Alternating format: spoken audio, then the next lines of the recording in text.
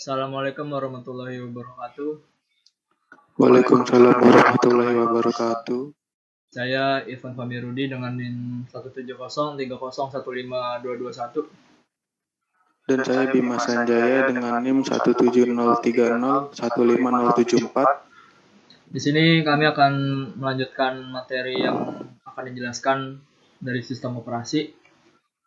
Oke, langsung aja. Yang pertama ada komunikasi antar proses. Di sini pada materi sebelumnya yaitu manajemen proses, kita telah mengetahui bahwa sistem pemrosesan pada proses sistem operasi terbagi menjadi dua, yaitu sistem sekuensial dan sistem konkurensi atau multitasking. Di sini sistem sekuensial, yaitu suatu proses dieksekusi sampai selesai, baru kemudian proses berikutnya adalah eksekusi. Ketika proses yang sedang dieksekusi melakukan operasi I/O, proses harus menunggu sampai operasi tersebut selesai. Kemudian kelemahannya adalah tingkat utilitasnya rendah.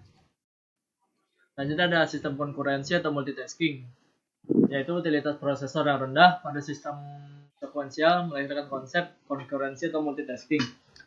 Konkurensi merupakan keadaan di mana dua atau lebih proses berjalan pada saat yang bersamaan.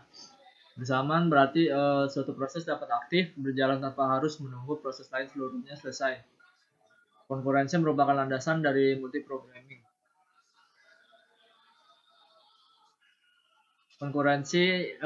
Konsekuensi dari multitasking. Pertama ada proses tidak saling mempengaruhi. Itu contohnya Microsoft Excel dan iTunes. Selanjutnya ada proses saling mempengaruhi secara tidak langsung, contohnya Microsoft Excel dan Notepad mengakses filenya bersama-sama. Yang terakhir ada proses saling mempengaruhi secara langsung, contohnya internet browser dan web server harus bersama-sama menyediakan page bagi user. Selanjutnya akan dibacakan oleh Bima Sanjaya. Nah, berikutnya ada race condition.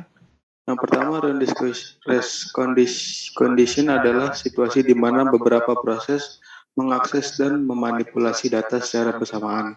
Yang kedua, akses yang dilakukan secara bersama-sama ke data yang sama dapat menyebabkan data menjadi tidak konsisten. Yang ketiga, untuk menjaga data agar tetap konsisten, maka dibutuhkan mekanisme-mekanisme untuk memastikan permintaan eksekusi dari proses yang bekerja.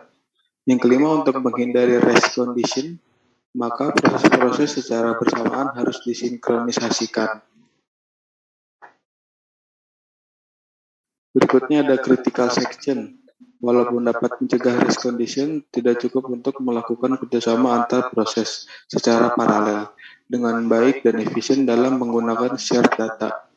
Kita butuh 4 kondisi agar menghasilkan solusi yang baik. 1. Tidak ada dua proses secara bersamaan masuk ke dalam critical section.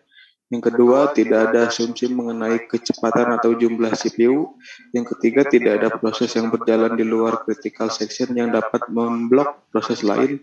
Yang keempat, tidak ada proses menunggu selamanya untuk masuk ke critical section.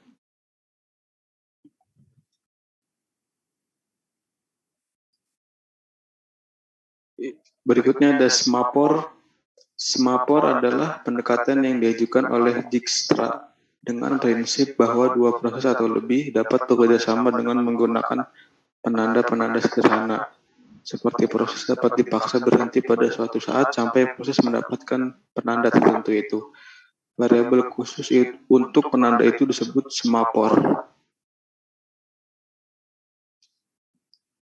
Berikutnya ada monitors, adalah kumpulan prosedur variabel dan struktur data di satu modul atau paket khusus. Proses dapat memanggil prosedur-prosedur kapanpun diinginkan, tapi proses tidak dapat mengakses struktur data internal dalam monitor secara langsung.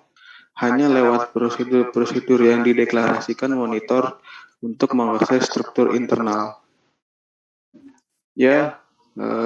Berikut dari tugas kelima ini telah kami presentasikan bersama Irfan Fahmi, yang selanjutnya akan dibicarakan oleh Irfan Fahmi Rudi.